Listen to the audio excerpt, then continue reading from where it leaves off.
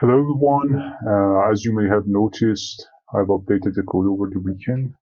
Lots of small improvements and a couple of new features.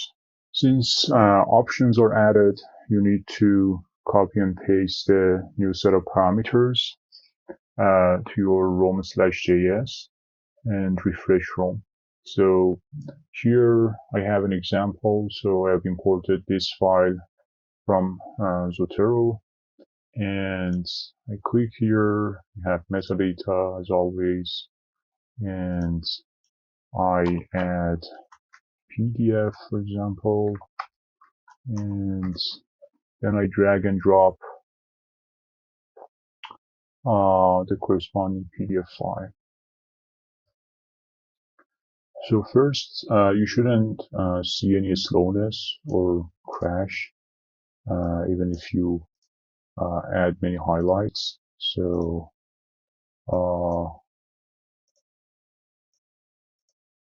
I see no issue highlights being added over here. So I'm in cousin mode. So I get highlight parents, and then all my highlights are here.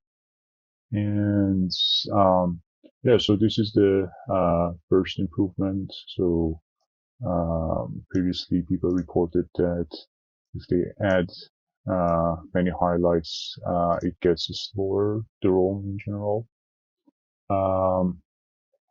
Other than that, we have a new citation format. So if you remember previously, you could use any attributes for citation. So we changed it to just cite key, and we added page or page number. So you can have cite key in this format and page in this format included as your citation format. So for example, if I don't need the page number, I can just copy and paste this here. So this is going to give me an alias to the PDF page.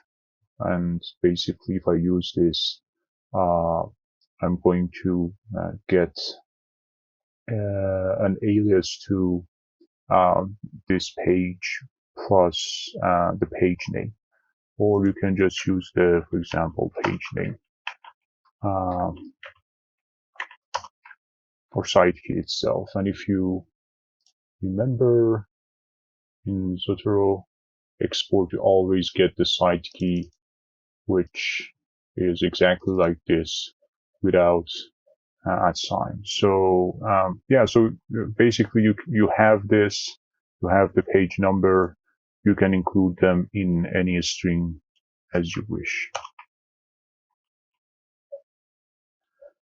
Next, people had asked about page offset, and that was reasonable because many papers are not starting from the first page. Like you have this introduction or summary or graphical abstract, and then you have this on page 1, for example. So maybe this is not a good example because like the page number starts from 1 from the beginning, but in that case, this is going to be page 0, for example, and this is going to be page 1. So now you can add another attribute here, should be page offset.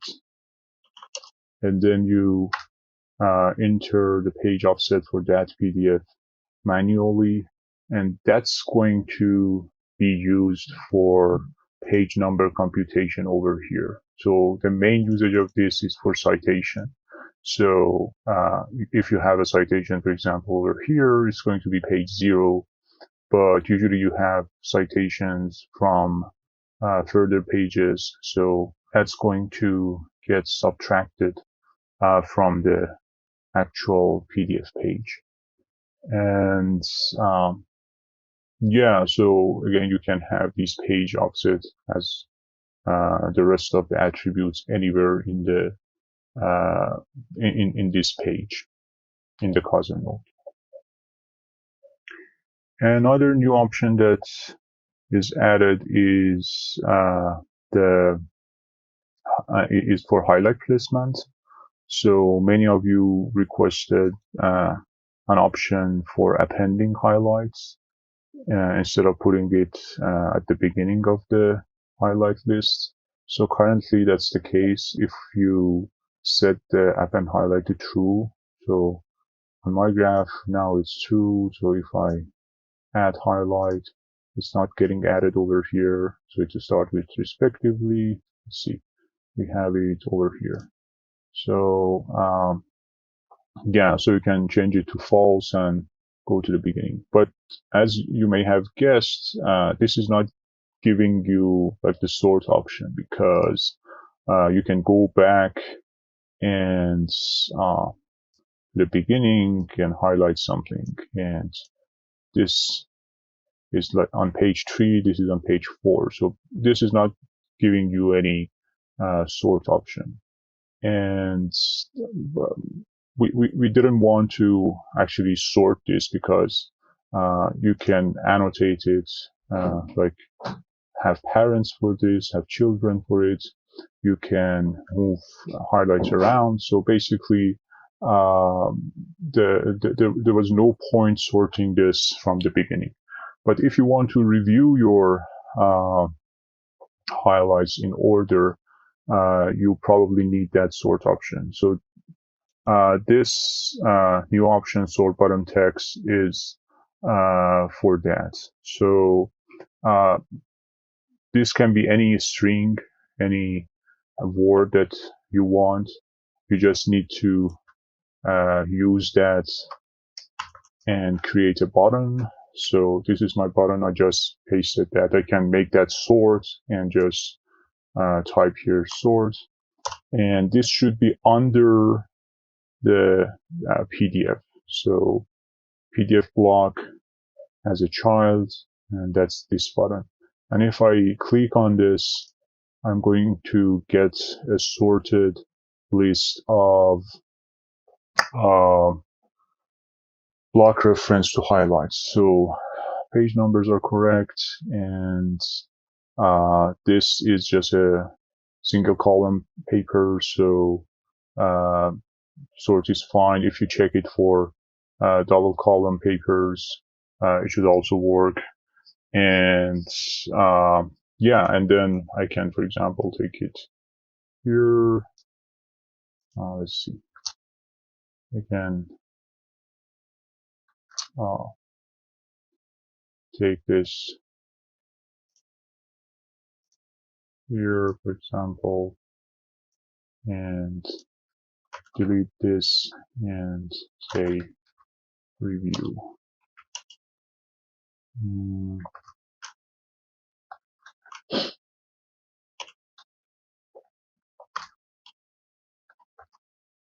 Right. And anytime that you add highlights or change anything, you can go over here, copy that string, make a button, and click on it and get a new sorted list of your highlights. Finally, another feature that was requested is the ability to delete all of the highlights if you delete the PDF file, plus deleting the corresponding PDF data page. So now if you delete this block, and remember the proper way of deleting this is just go over it, escape, and delete. Then all of the highlights from your graph gets deleted.